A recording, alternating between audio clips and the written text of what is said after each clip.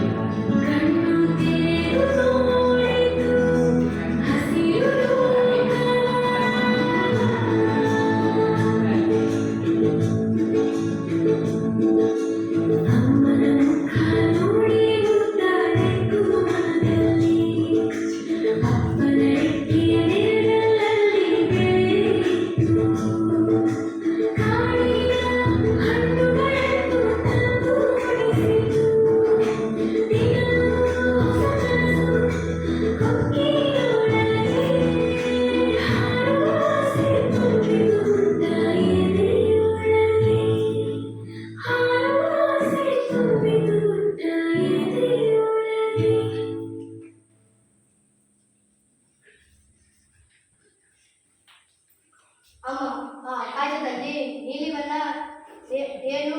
ಆ ಮರದ ತುದಿಯಲ್ಲಿ ಅಳಿದನ್ನು ಹೇಗೆ ತಿನ್ನುವುದು? ಚಂದು, ಅದು ಆಕಾಶ. ಒಂದು ದಿನ ನೀನು ನಿನ್ನ ರೆಕ್ಕೆ ಬಿಚ್ಚು ಹಾರುತ್ತೀಯ, ಆಗ ಎಲ್ಲ ಹಣ್ಣುಗಳು ನಿನ್ನವು. ಮಕ್ಕಳು ನೋಡಿ, ನನ್ನ ರೆಕ್ಕೆಗಳನ್ನು ಹೀಗೆ ಬಲವಾಗಿ ಬಡಿಯಬೇಕು, ಗಾಳಿಗೆ ದಾರಿ ಮಾಡಿ ಕೊಡಬೇಕು. ನಾನು ನಿನಗೆ ಪಾಠ ಕಲಿಸುತ್ತೇನೆ.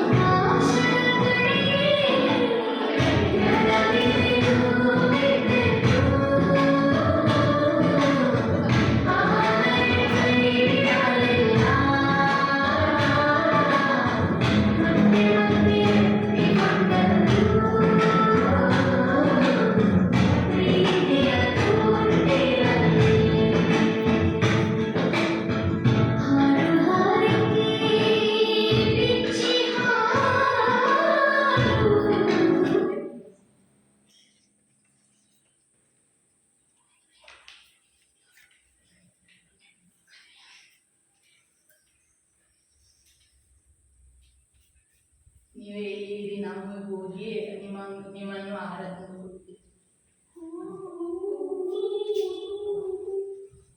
3 ಅಲ್ಲಿ ಒಂದು ಪಿಕಳಾರಿ ಹಾಕಿ ಹೂವಿದೆ, ನಾವು ಅದನ್ನು ಕೆಡಿಸಿ ಮರಿಗಳನ್ನು ನಾವು ಹಿಡಿಯೋಣ. ಹೌದು ಹೌದು, ಹಾಗೆ ಮಾಡೋಣ. ಆ ಮರಿಗಳನ್ನು ಹಾರು ಹಾರು ಎಂದು ಎಸೆಯೋಣ.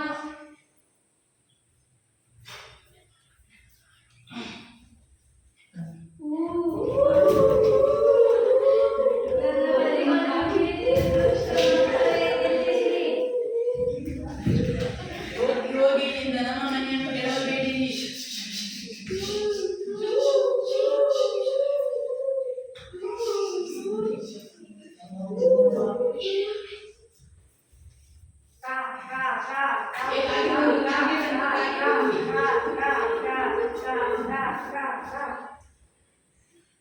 ಆಹಾ, ನನಗೆ ಆಹಾರ ಸಿಕ್ಕಿತು. ಕಾ ಕಾ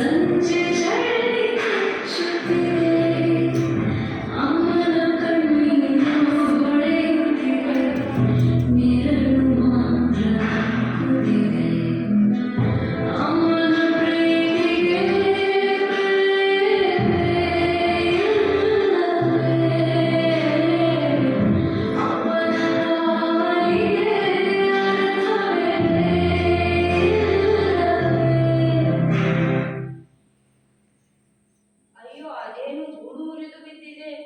ಮರಿಯಲ್ಲಿ ಯಾರು ಮಾಡಿದ್ರು ಈ ಕೆಲಸ? ಅಯ್ಯೋ ಪಾಪ, ಈ ಮರಿಗಳ ಗೂಡನ್ನು ಆ ಕೆಟ್ಟ ಮಕ್ಕಳು ಮುರಿದಿವೆ.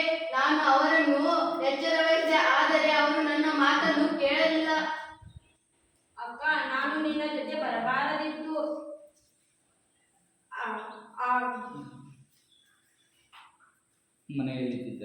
ಮನೆಯಲ್ಲಿದ್ದರೆ ಆ ಮಕ್ಕಳನ್ನು ತಡೆಯುತ್ತಿದ್ದೆ. ಈ ಪಿಕಳಾರ ಹಕ್ಕಿಯನ್ನು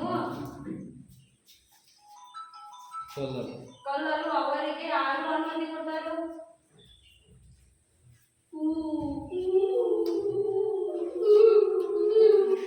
ನನ್ನ ಮಗುವಿಗೆ ನೀನು ನೋಡಿದ್ದೀಯಾ? ನೋಡು ಅಕ್ಕ, ಮರಿಯೆಂದು ಆ ತಾಯಿ ಪಿಕಳಾರ ಹಕ್ಕಿ ಕೇಳುತ್ತಿದೆ. ನಾನೇನು ಹೇಳಲಿ? ಮರಿ ಸತ್ತಿದೆಂದು ಹೇಳದೆ?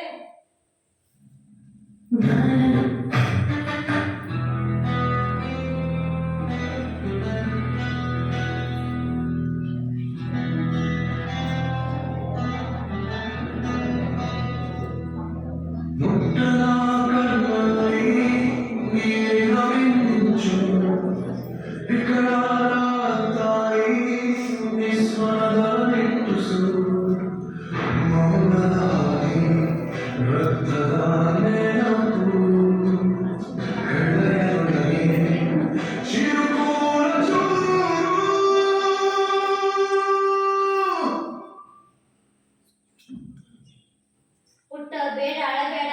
ಆ ಕೆಟ್ಟ ಮಕ್ಕಳನ್ನು ಹುಡುಕಿ ಶಿಕ್ಷೆ ಕೊಡಿಸೋಣ. ಆದರೆ ನೀನು ಅಳುವುದರಿಂದ ಮರಿ ಮತ್ತೆ ಬರುವುದಿಲ್ಲ. ಅವರಿಗೆ ಬುದ್ಧಿ ಹೇಳಲೇಬೇಕು. ಕೆಟ್ಟ ಕೆಲಸಕ್ಕೆ ಶಿಕ್ಷೆ ಬೇಕು. ಮಕ್ಕಳು ಪಕ್ಷಿಗಳನ್ನು ಹಿಂಸಿಸಬಾರದು ಎಂದು ಅವರ ತಂದೆ ತಾಯಿ ಹೇಳಬೇಕಿತ್ತು. ಸರಿ, ನಾವೆಲ್ಲ ಸೇರಿ ಅವರ ಮನೆಗೆ ಹೋಗಿ ಎಚ್ಚರಿಸೋಣ. ಮುಂದೆ ಯಾರು ಪಕ್ಷಿಗಳ ಗೂಡು ಕೇಳುವಂತೆ ನಾವು ನೋಡಿಕೊಳ್ಳೋಣ. ಆ ಮರಿಗಳಲ್ಲಿ ಒಂದು ಸತ್ತಿದೆ, ಇನ್ನೊಂದು ಬದುಕಿದೆ.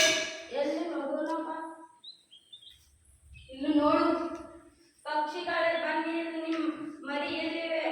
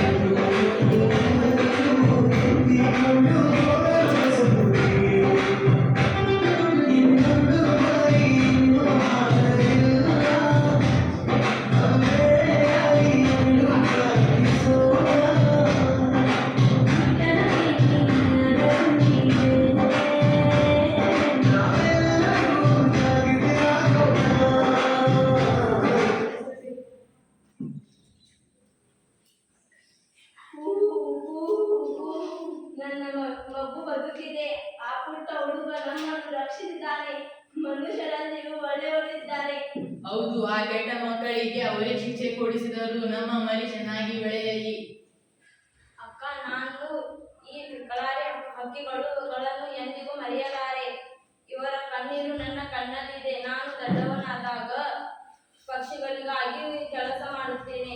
ನಾನು ನಿನ್ನ ಜೊತೆಯಲ್ಲಿದ್ದೇನೆ. ಪಕ್ಷಿಗಳ ಗೂಡನ್ನು ಕೆಡುವವರಿಗೆ ಬುದ್ಧಿ ಹೇಳೋಣ.